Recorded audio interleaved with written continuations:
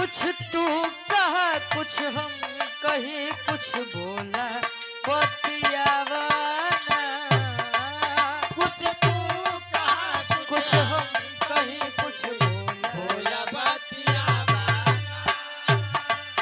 कुछ तू कहा कुछ हम कहीं कुछ भोला बतियावाना चुपचाप कतू बैठल बाड़ू लगे हमरा आवाना चुपचाप पर लगे हमरे आवाना चुपचाप का बैठल बारू लगे हमरे आवाना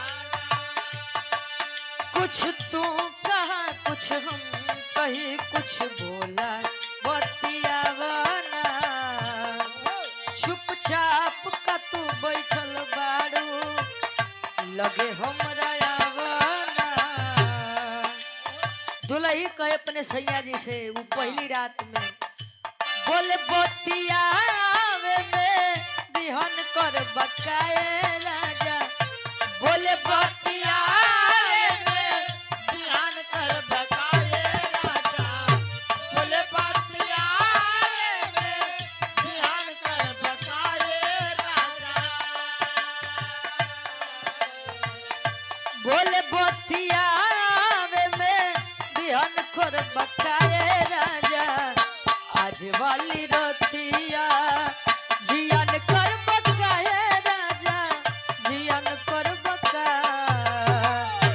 आज वाली रोतिया जियन कर बकाए राजा जियन कर बका आज वाली रतिया जियन कर बकाए राजा जियन कर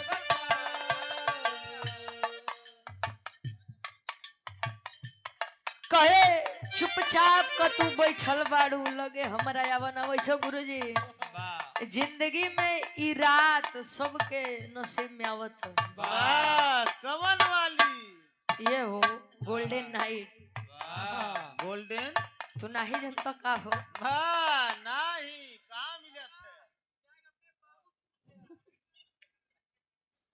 जो अपने बाबू से काहे पूछे हैं वो अपने बाबू से काहे पूछे हो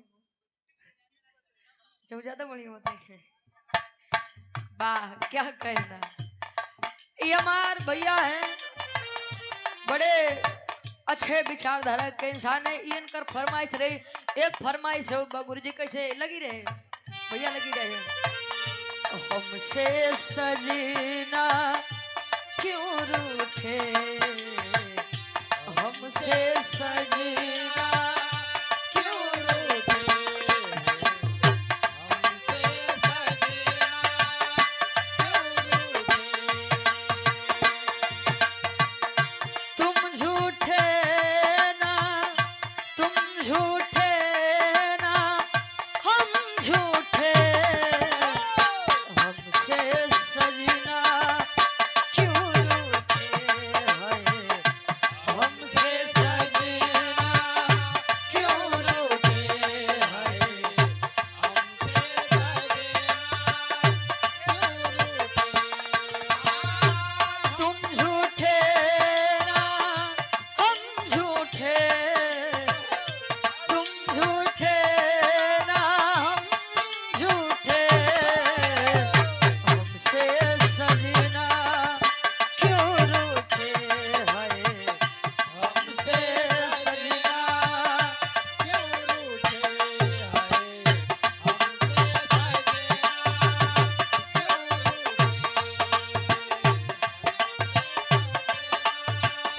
क्यों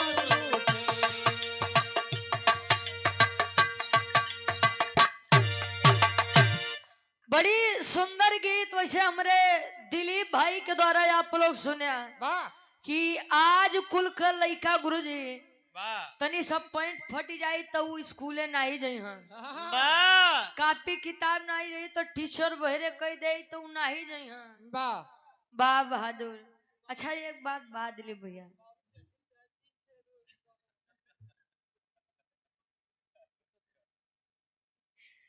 वैसे जमाना ऐसा बात दिलीप भैया, हमरे तरफ कहियो आदमी यहाँ उ दिन के दिहाड़ी 400 रुपया कमाई हाँ, आहा, तो उ जना 400 रुपया एक दिन में खत्म हो जाए। वाह, 200 पे ठीक अब जाए।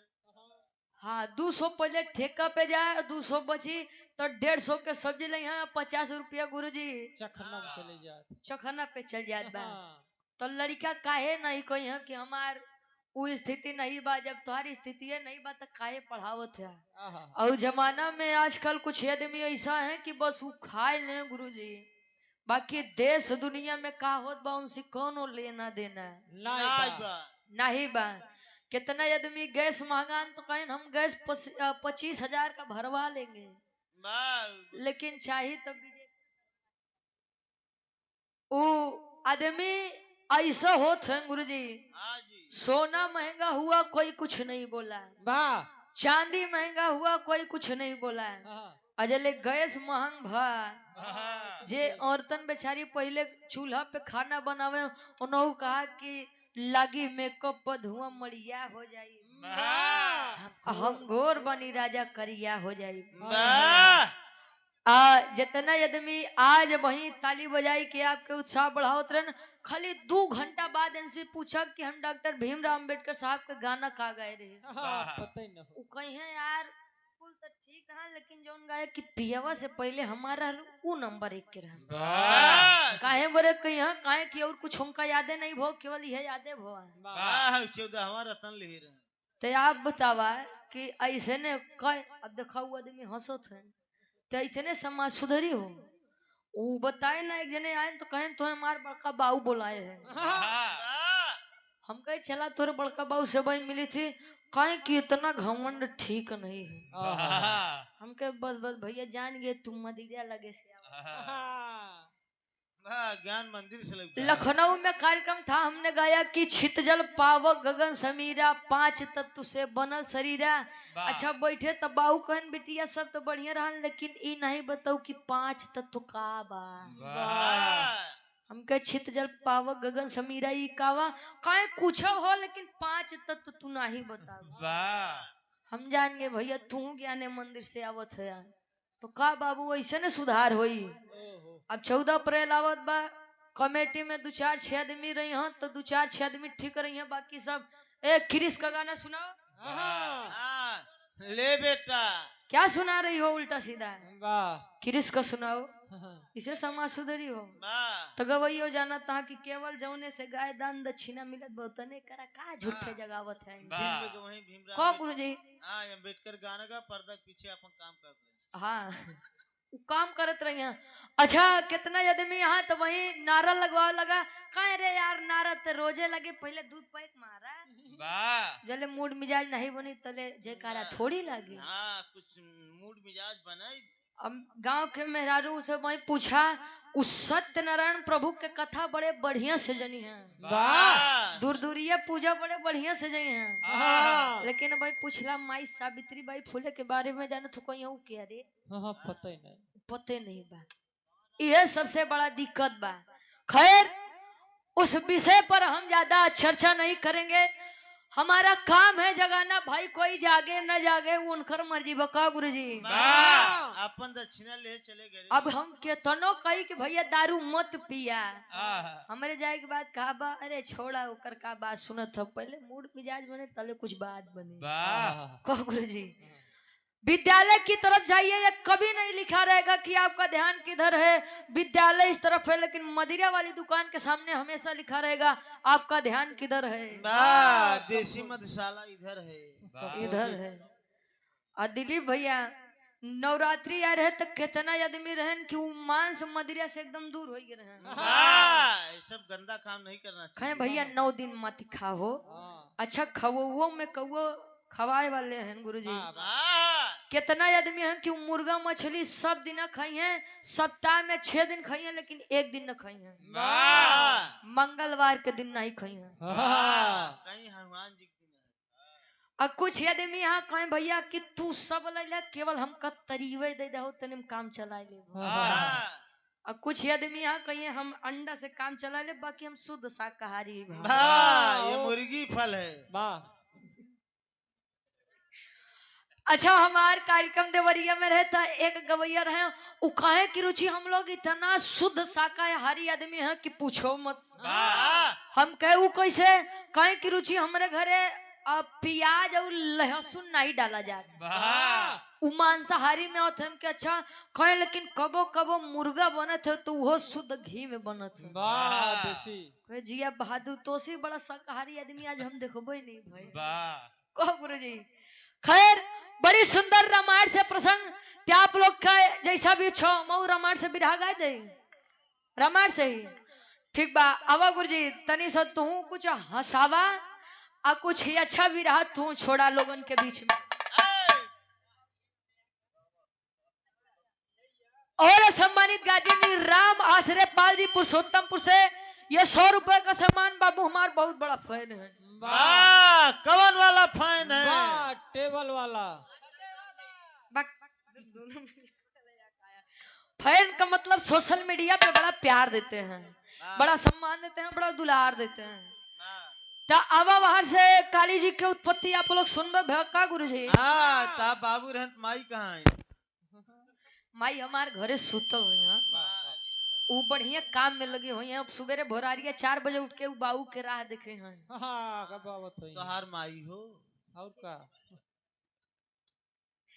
अरे मतलब यार हमार राम आश्रय बाबू के धर्म पत्नी यार यानी हमार दादी वो हमार दादा के समान है। पन्ना पलट गया। आओ गुरुजी कुछ बजे और ओकरे बाद तू के उत्पत्ति करा लेकिन हास रस से कहानी चले और कुछ मार्मिक और प्रामाणिक बात भी रहे। आवा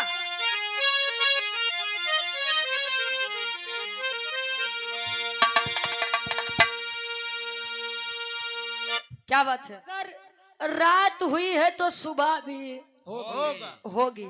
कभी जी लिखा तैन तरह से बढ़िया फजबा कैसे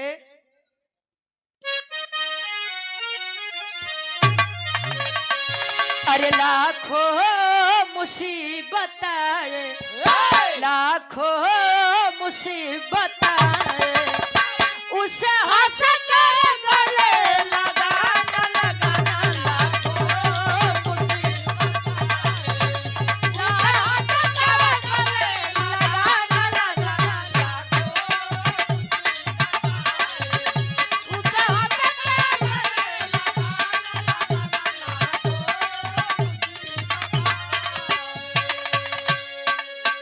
लाखों मुसीबत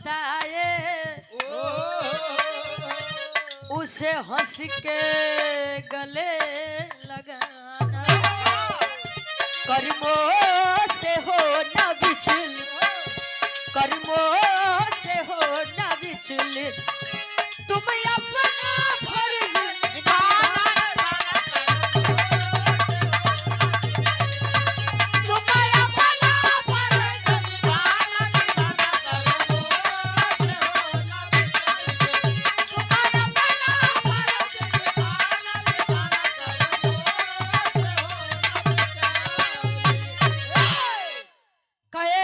से होना विचलित तुम्हें अपना फर्ज निभाना। जीवन मिला है तो इसे जिए नहीं तो कितना आदमी गुरु जी जले हुए ननी पुल पे आई जी हाँ तो कितना आदमी तो खुश रही है तो ठीक है बा नहीं तो ननी पुल से कूद के अपन जान देते कहो। और देखिए जीवन का कोई भरोसा नहीं है। रामायण जिसने भी देखी है वैसे प्रयागराज एक ऐसी सजमी है जहाँ भक्ति भाव भजन करना किसी को सिखाना ही नहीं है। यहाँ का बच्चा बच्चा रामायण और महाभारत का जानकार है। रामायण अगर आपने देखा है पूरी रामायण में मुझे रावण की एक बात बड़ी अच्छी लगती है। कौन सी? रावण कहता है कि रावण मर सकता है लेकिन रावण झुक नहीं सकता। रावण जिस शान के साथ जिया है उसी शान के साथ मरेगा। जीवन एक ही बार मिलता है और जो डर डर के जीता है वो जीवन में एक नहीं कितने बार मरता है। लेकिन जो बिना डरे जीता है वो जिंदगी में केवल एक ही बार मरता है वो भी अपनी मौत पर मरता है। पहले के पुरनिया कहा कि रघुकुल रीत सदा चली आई। वाह मेहरारू पे जुल्म ढाई। मेहरारू के ऊपर बड़ा विपदा भक्का गुरुजी। हाँ हाँ जी। मेहरारू के दर्द केवल नहीं समझबे करत हम बेचारे। उसे के करे ऊपर भार आन हो। वाह सीता जी के देख लिया और सुपर्णखा के देख लिया और न विश्वास हो तारा के देख लिया और नहु से नहीं विश्वास होता। वाह जय राम कुमार के मेहरारू से देख लिया। उनके मेहरारू से कहाँ पूछबो, वो वाह। बड़ा सज्जन आदमी है। हाँ, रिश्तेदार आ गया। बक कहानी के शुरुआत बा कैसे वेद शास्त्र भी हमारा बताता है। क्या बतावे?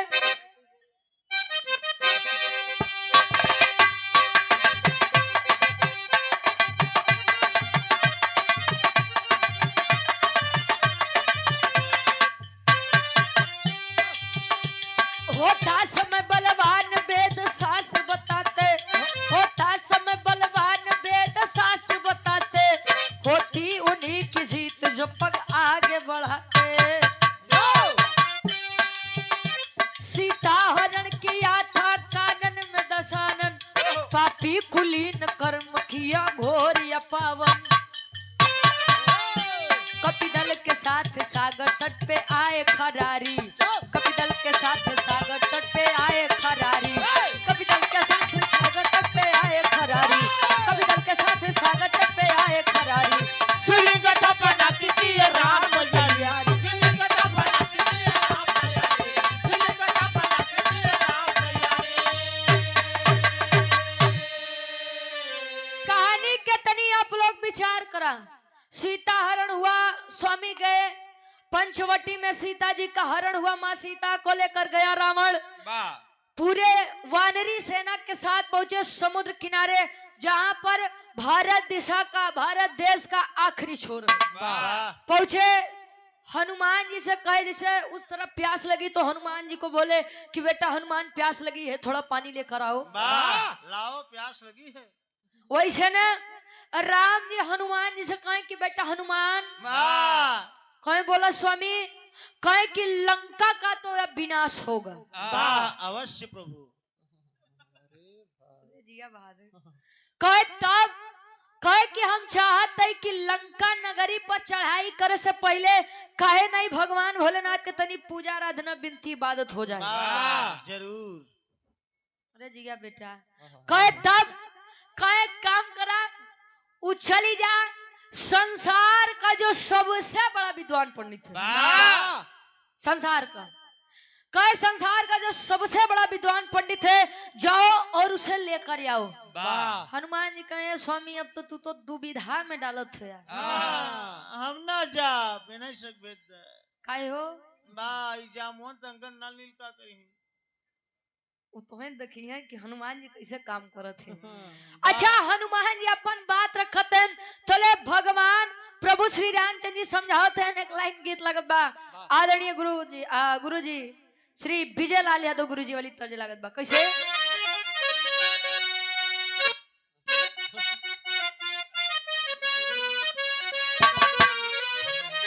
तुलही कहे अपने संज्ञा जी से, आर्य बाली और झुमका भुलाई जा, बाली और झुमका भुलाई जा, नथुनी पगोली चले तप बनवाई जा, बाली और झुमका भुलाई जा, नथुनी पगोली चले बाली और झुमका भुलाई जा, नथुनी पगोली चले तप बनवाई जा। तले हनुमान जी से कहे मनवा के मनसा पुराई जा, हनुमान मनवा के मनसा पुराई जा, ज्ञानी पंडित कापी कोई ढूंढ के लिया जा, मनवा के ज्ञानी पंडित कापी कोई ढूंढ के लिया जा, मनवा के सपना कोई ढूंढ के लिया। कहे मनवा के मनसा पुराई दा, ज्ञानी पंडित कॉपी कोई ढूंढ के लिए आयदा। कहे स्वामी मैं ही क्यों कहे कि बेटा हनुमान क्यों तुम्हें बार बार याद दिलाना पड़ता है कि जो कार्य तुम कर सकते हो वह और कोई नहीं कर सकता। कहे मतलब कहे सुना बताओ तो का बतावे सामर्थ तो हो में बाटे कपिराई अनुष्ठान भी प्रजी से देता करवाई सामर्थ तो हो में बाटे कपिराई अनुष्ठान भी प्रजी से देता करवाई सामर्थ तो हो में बाटे कपिराई अनुष्ठान भी प्रजी से देता करवाई मानवा के मनसा पुराईदा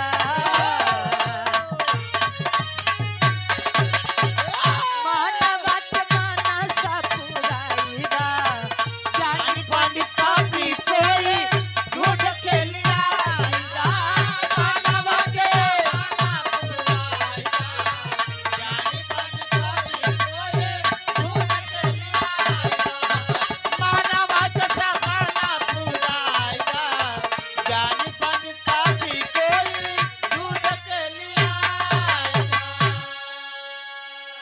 अच्छा चले हनुमान जी उड़ान भर करके पहुंचे कहा ब्रह्मलोक ब्रह्मा जी के पास।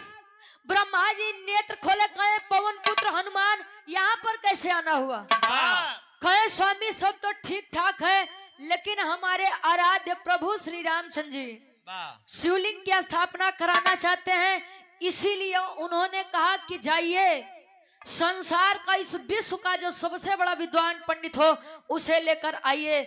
मेरी नजर में आपसे बड़ा विद्वान पंडित कोई है ही नहीं। क्यों? क्योंकि आपने इस संसार की रचना की है, सृष्टि के रचयिता आप हैं। तो चलिए कहे बेटा हनुमान गलत जगह आ गए हो। काहे? कहे कि संसार के सबसे बड़ा बरियार पंडित आप नहीं हुआ। अरे हनुमान छोट मोट पंडित के बात हो तो चल चली। अब राम जी कहे कि विश्व के सबसे बड़ा पंडित हम नहीं चलब। कहे तब कहे कि एक पंडित बा एक पंडित बा खाली एक के पंडित बा का बताऊ तो जाबा। कहे रे स्वामी हमरे राम जी के बाद बा तू केहू के बतावा पतालपुरी में होई हम वहां चल जा। बोला कहना न पतालपुरी में नहीं जाए बा, जहाँ तू लोग निवास करे वहां से कुछ दूरी पे ओकर घर बा। ए महाराज कुछ दूरी पे घर बा तो जल्दी बतावा हम कहाँ मृत्यु लोक से स्वर्ग लोक चली जाए। बोला जल्दी। कहे वो हमारे पनाती रावण लगे चल जाए। हनुमान जी देखो कहे दिमाग उमाग खराब बा, सुबेरे सुबेरे पागल बने बदी हम ही तो खात हई। कहे काहे हो? कहे रावण हो नहीं रावण जैसे युद्ध फना बा तोहे का लागत बा कि रावण चली है वो राम जी के पूजा करवाओ बदे। ए महाराज औरो कोनो पंडित हो तो बतावा। कहे कि भाई देख अब रावण से बड़ा बरियार पंडित तो संसार में नहीं बा भाई। जे 6 महीना आगे के बात जानो जे करे घरे शनि देवता जी बंदी बन के बैठे तहार बाऊ पवन देव झाड़ू लगावे। अबे तू ओके हल्के में ले थया चली जा रावण लगे। कहे अच्छा जब ये है बात तो पहले राम जी से इच्छा लई आज्ञा लई चलन राम जी पूछते हैं ए हनुमान ब्रह्मा कहा है हो। कहे स्वामी वो नहीं आए। कहे तब पूजा नहीं होई कहीं होई लेकिन दिक्कत बा। कौन दिक्कत? कहे उन्होंने कहा है कि जाइए रावण के पास। कहे तब यहाँ का करे चली आया। भाड़ा किराया कम पड़ता रहा। अच्छा भाड़ा किराया ए भैया ए बाबू ए राम से बोला हो बोला लेकिन यहाँ तक नहीं आवे। आज राम जी कहे हनुमान के कैसे वैसे दिलीप भैया आप तो इलाहाबादी टेरी देख के आज हमारो गवे के मन कर इलाहाबादी टेरी तो हूँ गुरुजी तनी सा लगा तनी सा आज हम इलाहाबादी में ढल जाई हो। वाह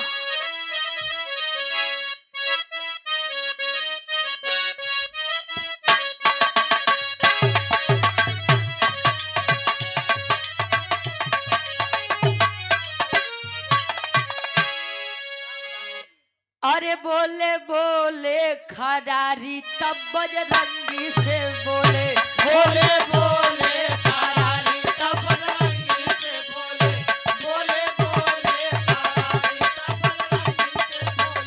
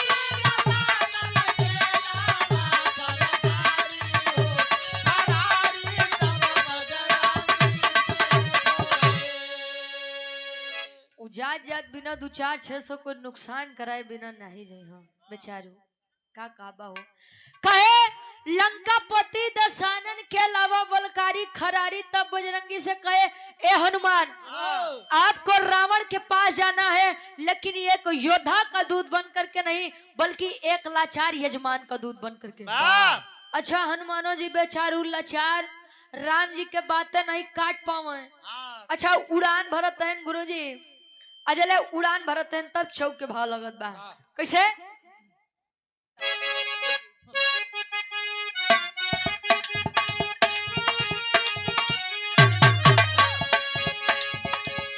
चले राम को शीश झुका के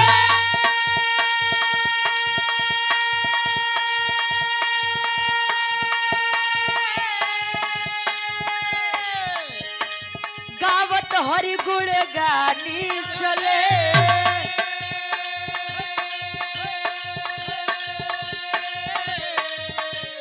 चले भक्त श्री रामचंद्र के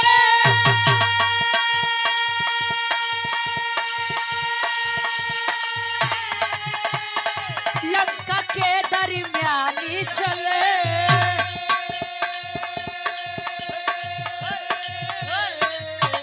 चले काज हरि हितम करन को चले काज हरि हितम करन को पवन पुत्र हनुमान चले चले काज हरि हितम करन को हनुमान चले।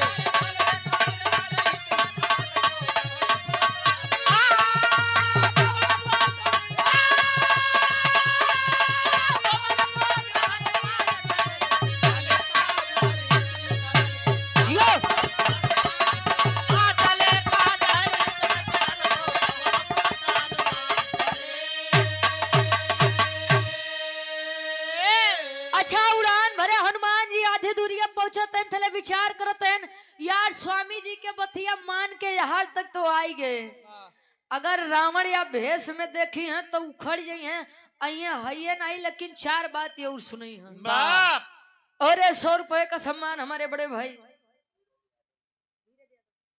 धीरज यादव जी झूसी प्रयागराज की 500 जमी से। अच्छा ये बड़े भाई के द्वारा 100 रुपया बहुत बहुत धन्यवाद आशीर्वाद के चारे कि हम अच्छे अपनी कला में कामयाब रहे।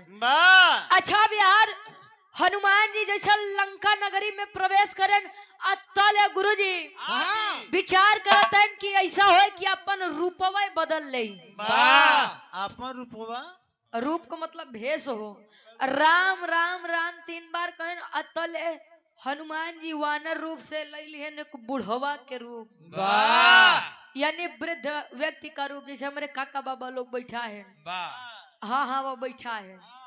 अच्छा बुढ़वा के रूप लेहन लेहन लाठी हिलत खापक पहुंचे बहरे जते दरबारी हैं पूछते हैं भैया दरबारी रावण जी के नगरी इहे जय लंकेश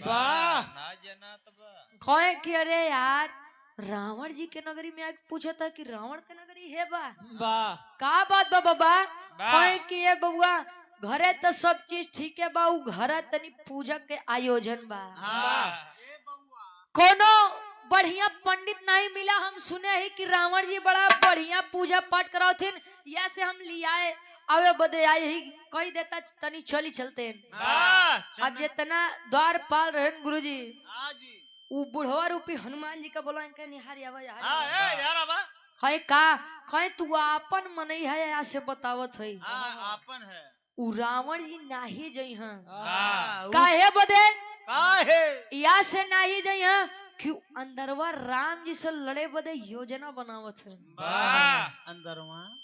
अब हनुमान जी कहें देखा है कि हमरे प्रभु से झगड़ा करे बदे योजना बनावत बसार अब के हम काहे कही कहे कि देखा बड़ी दूरी से आए एल महाराज लौटाओ मत तनी बतिया हमार वहां तक पहुंचावो तो अच्छा गए रावण जी से पूछा गया रावण कहे कि अच्छा वृद्ध इंसान है तो अंदर भेजो आए हनुमान जी हिलत का पथ हिलत का पथ हिलत का पथ हिलत का पथ हिलत का पथ हिलत का पथ हिलत का पथ हिलत का पथ हिलत का और झूसी म्यूजिक के डायरेक्टर साहब सम्मानित गार्जियन जी आप चंद्रभान यादव मामा जी हमारे गार्जियन जी के द्वारा ये 100 रुपए का सम्मान, बहुत बहुत धन्यवाद, आशीर्वाद के चारी वह बैठा है, ढेर दूरी मत हेरा।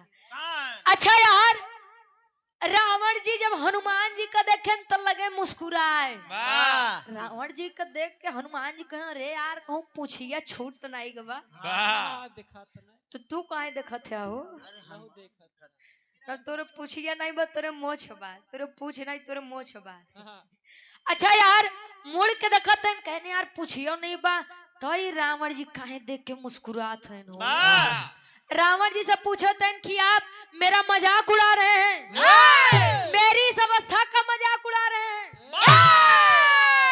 अरे रावण जी परेशान मत होवा, तू कभो बुढ़ावा तोहरो ई दिन आए, ई दिन तो है देखे के मिले। तले रावण जी कहे कि ये महाराज हम तुम्हारी रूप देख के नहीं हंसत है, कहे तब कहे सुना बतावत है तनी हमारे एक बात विचार करा। स्वर्गीय गुरु रामदेव गुरु जी वाली तर्ज लगत बा कैसे?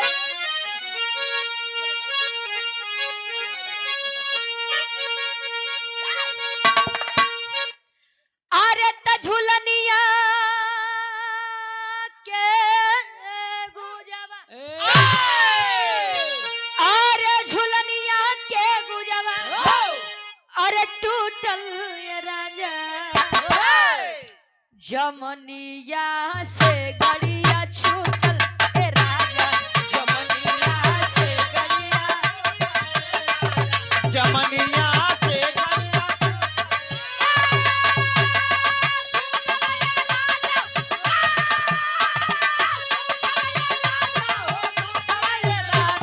जमनिया से गड़िया छूटल ए राजा, जमनिया से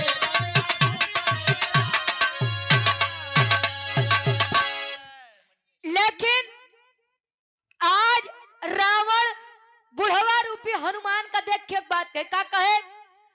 अरे त बोला दशरथ, अरे बोला दशरथ हे हनुमान आवा,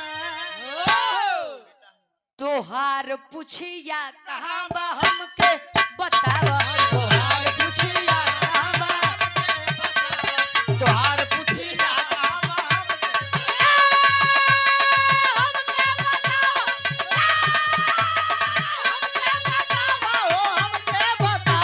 तोहार पुछिया तोहार पुछिया हमके देखावा।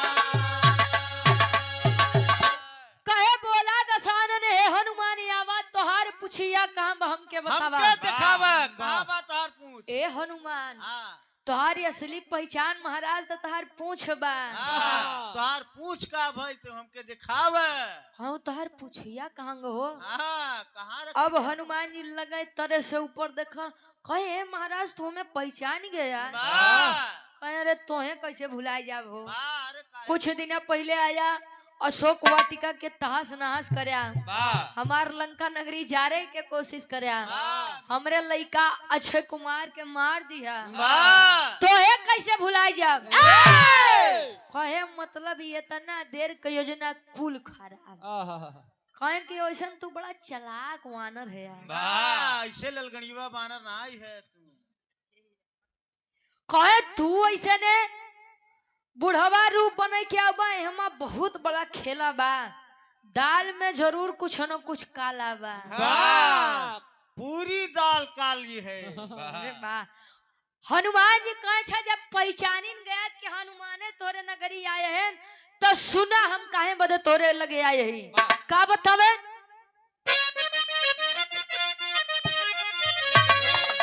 अरे बैठा यजमान बाटे अब सागर के तीरवा, अरे बन के पुरोहित तोहरा मन के पीरावा।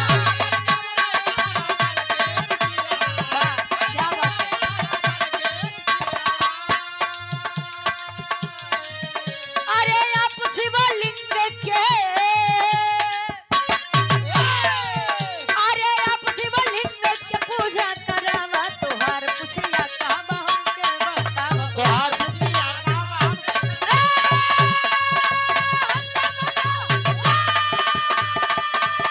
लो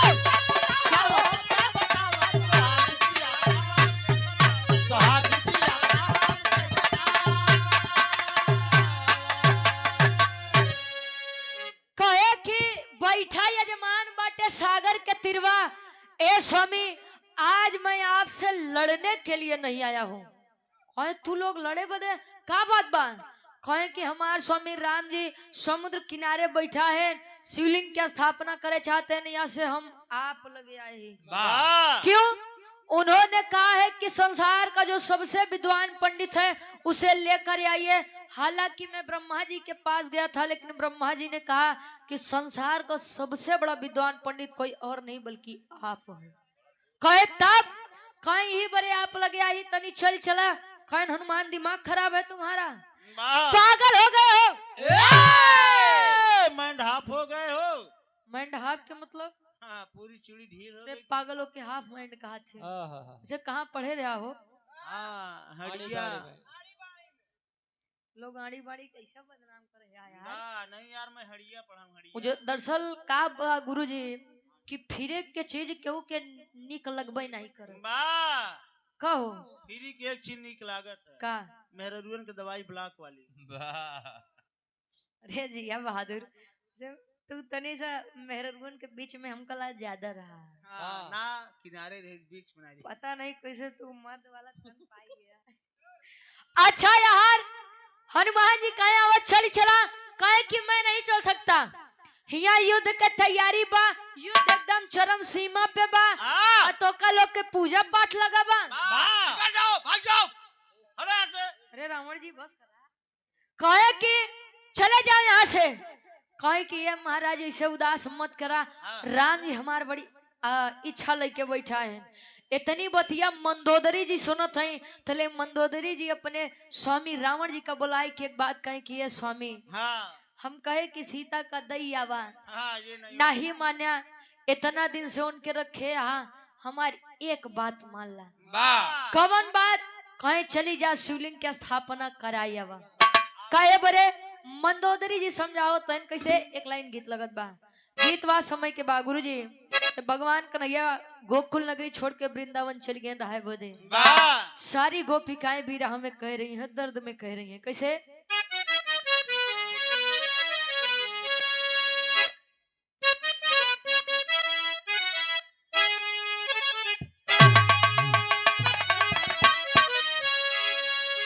अरे प्रभु या बसो वृंदावनी में,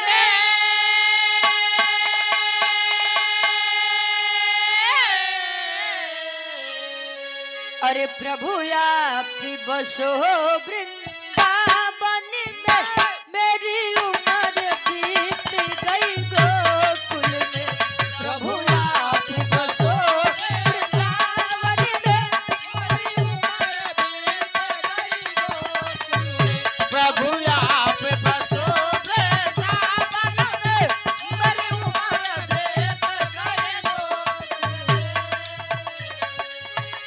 मंदोदरी जी समझावत है अपने स्वामी पति परमेश्वर रावण जी के।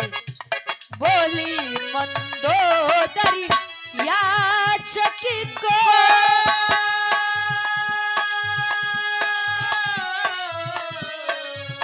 अरे बोली मंदोदरी याचक को खाली लौटाना ठीक नहीं। बोली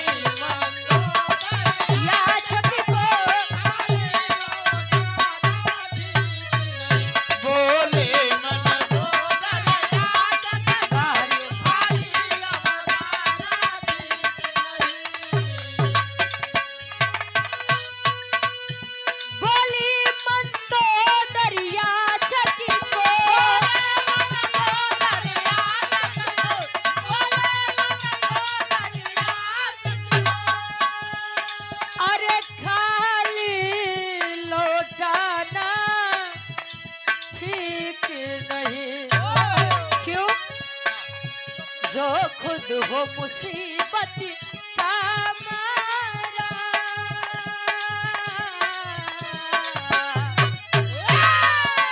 जो खुद हो मुसीबत का मारा उसे और सताना ठीक नहीं। जो खुद हो उसे और सताना ठीक नहीं। जो खुद हो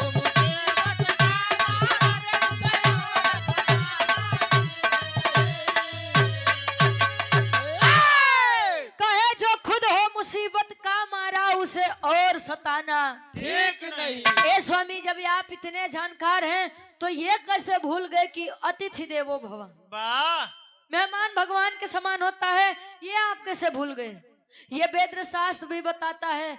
और जिनकी स्थापना के लिए राम जी बुला रहे हैं, ये मत भूलिए वो आपके भी आराध्य हैं। वाह चले जाइए। अच्छा, उठावत हैं रावण जी अपन पोथी पतरा दबाएन, हाँ हनुमान जी संगे आयन त्याज आमने सामने राम और रावण जी बैठा है। वाह राम जी सोचे कि यार रावण कुछ बोला, वाह बोला रावण कुछ। और रावण जी कहे कि बोलबा हाँ बोला का दिक्कत बा? वाह राम जी कहे तो नहीं पता बा। ना तू नहीं जानते। कहे कि ए स्वामी तू ही कुछ बोला। कहे कि अच्छा ये बताइए आप कौन है? हाँ राम जी ऊपर से नीचे देखो, कहे तू नहीं जानता हमके ही। हाँ कहे जितना पूछी उतने बताया, ए, उसी आगे मत बढ़िया। वाह होशियार जिन कहे ये बताओ तुम कौन हो, वाह कहाँ से आए हो, हाँ कौन है आपके पिता? वाह कहे कहाँ से आए हो और इस वन में इस समुद्र के किनारे क्या कर रहे हो? वाह कहे महाराज तू सचो नहीं जानता। वाह और ना फिर बोलत है हाँ जितना पूछे उतने बतावा। वाह राम जी कहे अच्छा सुना, अयोध्या नगरी के राजा दशरथ का ज्येष्ठ पुत्र हूँ, नाम मेरा राम है। वाह 14 वर्ष का वनवास अपने माता और पिता के आज्ञा के लिए मैं आया था, पत्नी सीता के साथ, भाई लक्ष्मण के साथ, लेकिन वह पापी रावण, वाह वह दुष्ट रावण वो नीच रावण हाँ, नीक रहा। मेरी पत्नी सीता को लेकर के चला गया, अपनी लंका नगरी में रख लिया। वाह रावण जी कहनो हो ये तो बड़ी गलत बात है। वाह उसकी तो मुड़ी काट लेना चाहिए। कहे तो बड़ी गलत बात है यार, किसी की दूसरी पराई पत्नी को दिखाना ही नहीं चाहिए, छूना ही नहीं चाहिए। वाह कहे कि देखा हाँ आज मैं यहाँ पर पुरोहित की हैसियत से आया हूँ, वाह और पुरोहित का मतलब ही यही होता है जो यजमान का पूरा हित सोचे। वाह नहीं तो कितना आदमी ऐसा है गुरुजी, हाँ यजमान वाह 100 रुपया यहाँ रखा है, वाह 200 रुपया यहाँ रखा है। वाह ये गोबरे गणेश हैं 500 ये पर रखे। आ आदमी बड़ा खुशी खुशी लुटा बहुत बा। हाँ, ठीक बा, एक दिन नहु ले जा का दिक्कत बा। हाँ लुटाई के आई हैं। हाँ ए भैया, ए अच्छा यार अब रावण जी कहें कि मैं पुरोहित बना हूँ, अगर आपके मन में कुछ इच्छा हो तो मांग लीजिए। वाह राम जी कहें ए स्वामी जो मांगब तुम देबा। हाँ, अरे रावण बोला है कि अरे ए बच्चा क्या- मर्द हूँ मैं, वाह इधर देखो। और मर्द की जुबान कभी खाली नहीं जाती है। वाह क्या चाहिए मांगो। ए! राम जी कहें कि अच्छा बड़ा देवे बदे उतावला है यार। हाँ तो हमके मिले। हाँ बेटा मांगो। हाँ तब मिले। मांगत है न राम जी रावण से कैसे, बिरहा के आखिरी तरह लागत बा कोनो पान बेचे वाली कहे। वाह हमार काका बाबा लोग पान खाए में बड़ा शौकीन है। वाह। तो दिखाई डब्लू गुरुजी हमार देखा हाँ, होठ लाल करे हैं खाई के। अरे वाह क्या कहना, हमार चाची कबो कबो इनके कहा थी कि खाई के मगहिया के पान वाह ए राजा हमारो। जान ले। ए भैया कोनो पान बेचे वाली कहे कैसे कहे, बिरहा के आखिरी तरह से लागत बा।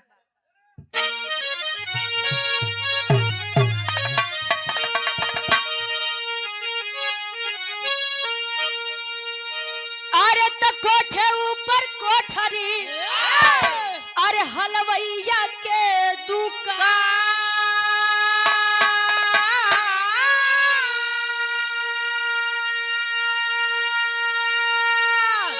अरे हाथ से लड्डू छूट गया, अरे पनवरिया मारे सा,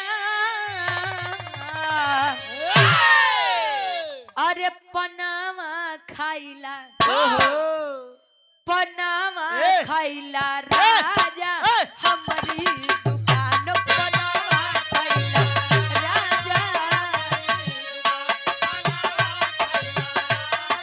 हमारी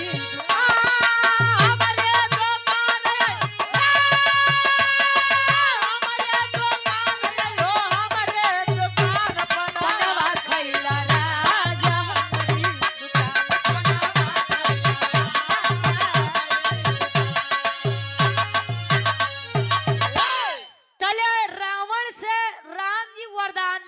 वो वरदान का रहे। अरे वीर दशानन के आगे तो बोले हैं करता।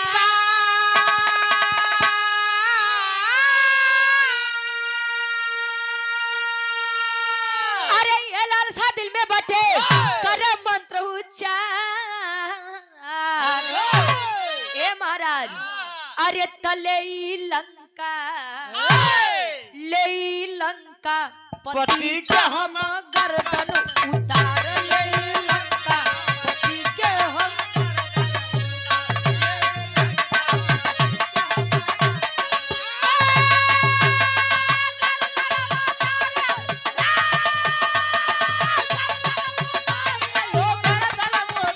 ले लंका पति के हम गर्दन उतार।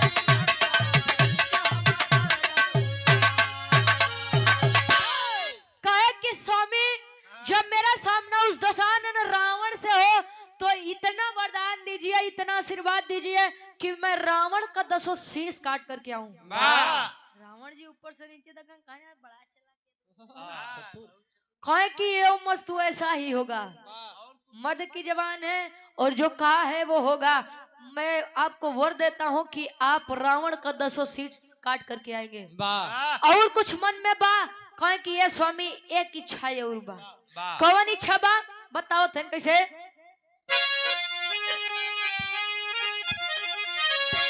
अरे कुंभकर्ण से जब होवे लड़ाई तते ही असुर के समर में गिराई।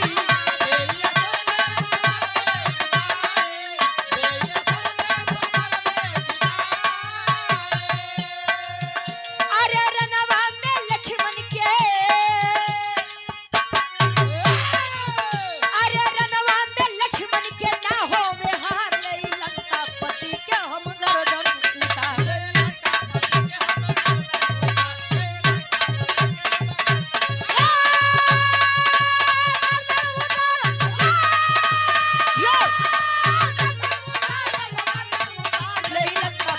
हम गर्दन उतार।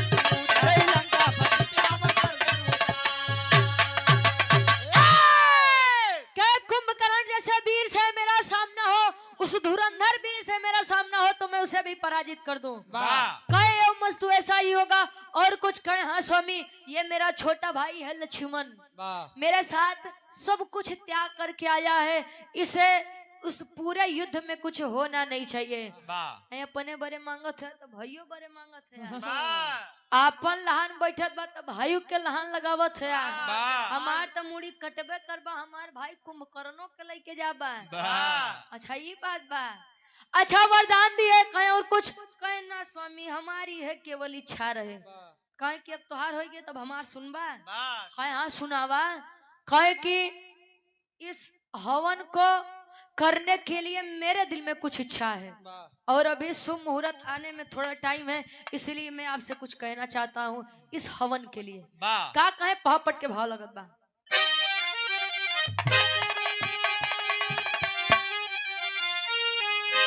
अरे रघुराई से बोले मधुरी बानी रावण ज्ञानी हो।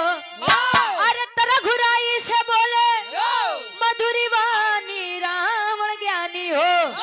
ता हवन करा मिलके दोनों परानी रावण ज्ञानी हो।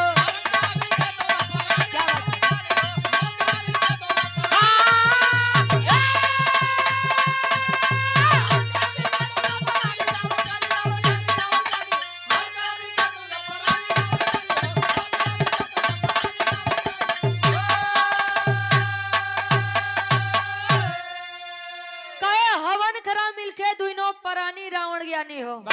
मैं चाहता हूँ कि यह हवन तू दोनों प्राणी मिल के करा।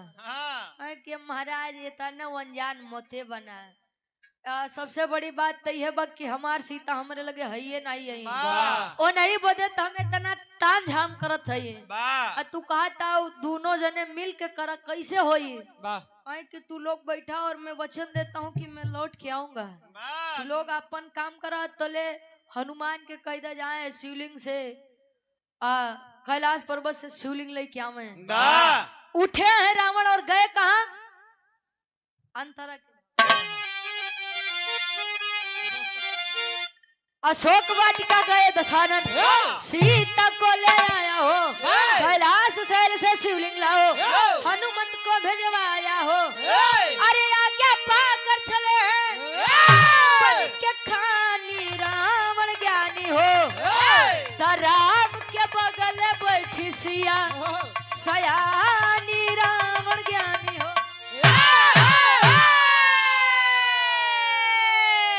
गए कैलाश, अशोक वाटिका सीता को लेकर आए। सीता का देखे हनुमान जी कहे जा रावण जी ए रावण जा। ये नहीं खिलाओ बदे इतना दिक्कत होत रहे, ये नहीं कितना प्रेम से लाई दिया।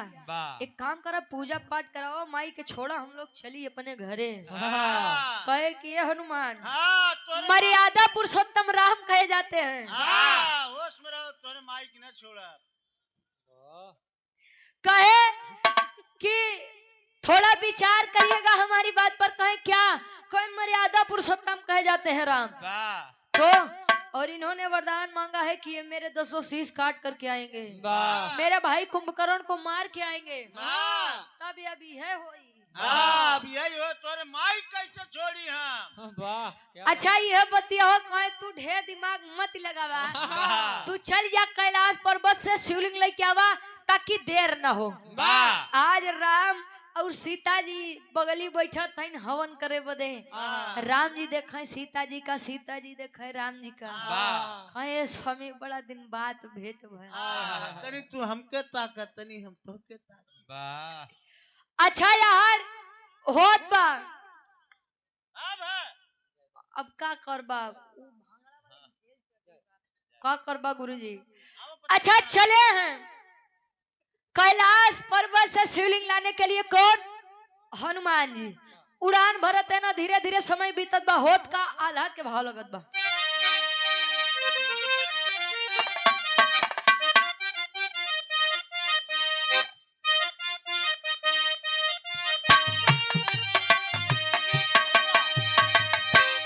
अरे राम जैसे स्वामी गतिया में कोई नहीं, राम जैसे स्वामी गतिया में कोई नहीं, राम जैसा स्वामी गतिया में कोई नहीं। सेवक में भक्त वीर हनुमान,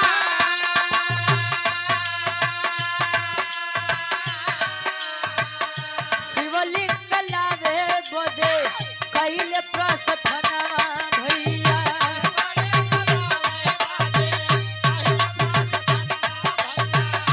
शिवलिंग लावई बाते कैले प्रार्थना भैया। बीतल समैया सब बतावेलन उपाय।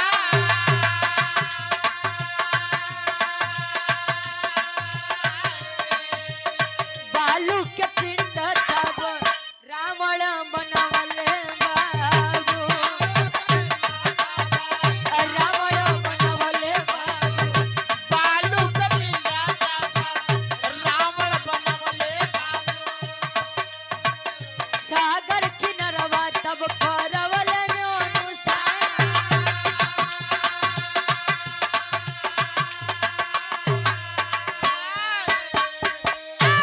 धीरे धीरे समय बीता, हनुमान जी नहीं आए। तले जितना भालू वानर रहे कुल गुरुजी हाँ जी। लगा बतावे कि ये स्वामी अब देर होत बा। रावण भी कहे कि राम जी शुभ मुहूर्त बीता जा रहा है, कुछ करिए। कहे अब हम का करी, पुरोहित तो तू है यार। अच्छा वही बालू के पिंड से आकार दिए शिवलिंग का स्थापना कराए। तले हनुमान जी आवत है।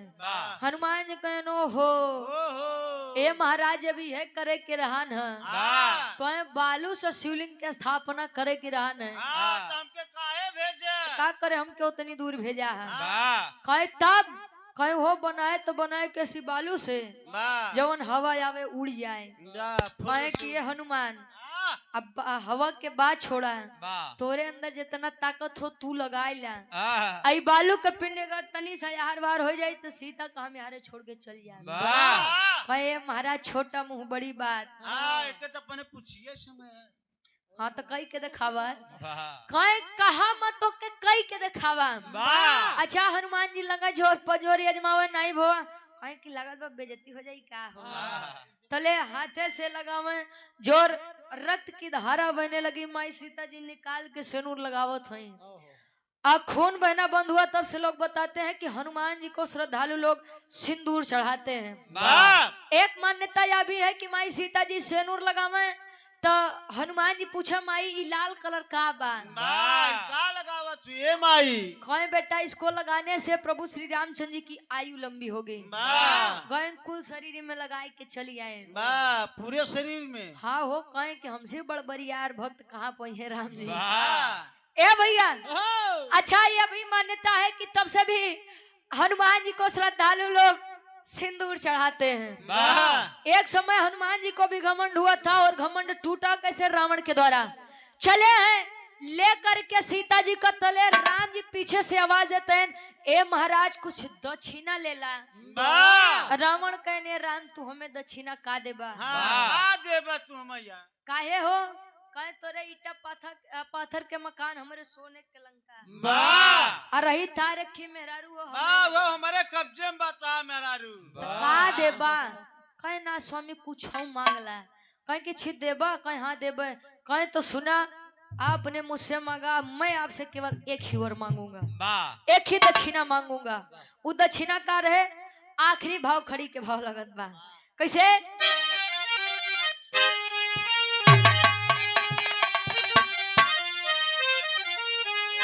अरे तहिले नाही पिंडा वीर दशानन बिहसे अरे तकरी रघुबर लड़ैया समर में हमसे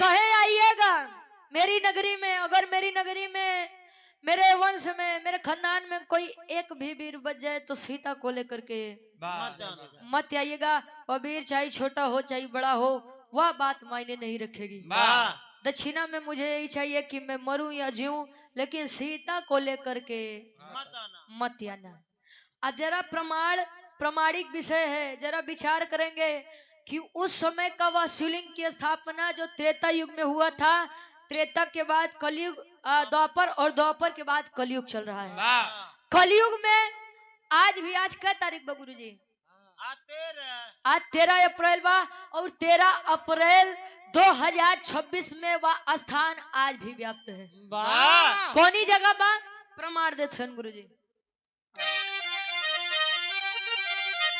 अरे साथिया को लेके तब चल दिया है लंकेश्वर तो जहाँ किए थे अनुष्ठान तीर्थ बना रामेश्वर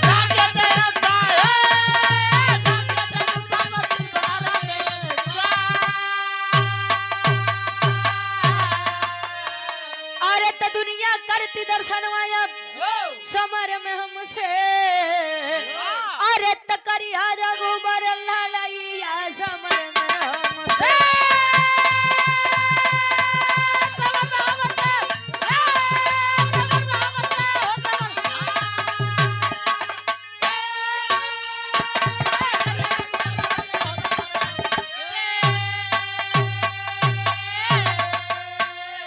जिस जगह पे शिवलिंग की स्थापना हुई आज भी वह मौजूद है जिसे रामेश्वरम धाम कहा जाता है यहाँ तरफ लोग अपने पुरखन के पिंडा दे जाते हैं कि नहीं गया जाती कि नहीं हो नहीं हो जाते कहा से कि हम यहाँ एक कार्यक्रम गाए गया जगन्नाथ जी के जो लोग अपने पुरखों का पिंडदान तरन तार करने जाते हैं गया में जगन्नाथपुरी में तीसरा स्थान 4 पवित्र स्थल होते हैं और तीसरा स्थान यही रामेश्वरम धाम है जहां भारत देश का आखिरी छोर है रामेश्वरम धाम का दर्शन लोग करके आते हैं। आए के बाद गया जगन्नाथ जी के भंडारा करते हैं। वाह लोग जाते हैं अपने पुरखन का पिंडा पारे गुरु जी। हाँ। या आज वह स्थान है जो त्रेता युग में जहाँ पर शिवलिंग की स्थापना हुई थी। वाह वैसे गुरु जी हाँ जी वेद में भेद नहीं, भेद है विद्वानों में। वाह वेद उठाई के देखो तुम बड़े बड़े बड़े बड़े छेद है। तो ज्यादा दूर मत जाइए। आपके प्रयागराज में एक वट वृक्ष बा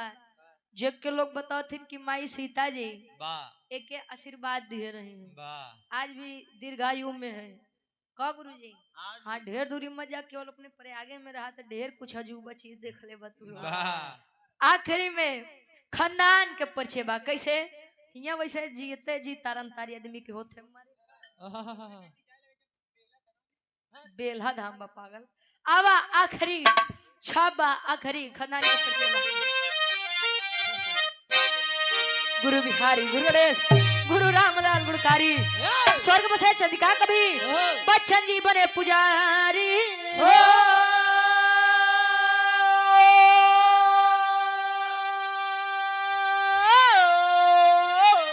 अरे खरारी तब बजरंगी से कहे अरे तब भारत रुचि अब भगवान की लीला